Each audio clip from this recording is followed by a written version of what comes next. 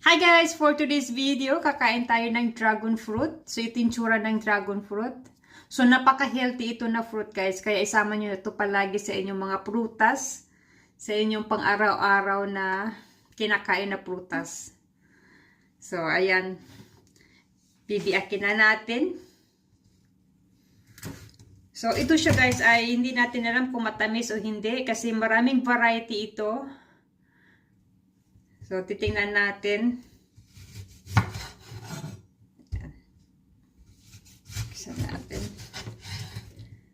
Tara! So, ito siya. Itsura niya.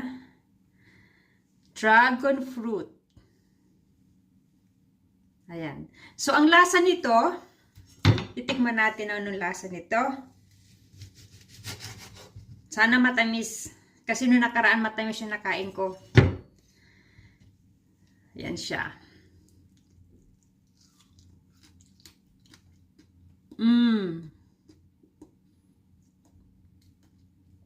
Mild lang.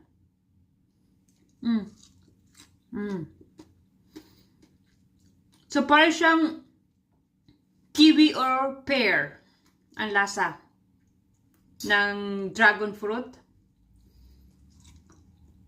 Juicy. At meron siyang maliliit na buto. Ayan. Crunchy. So, sarap.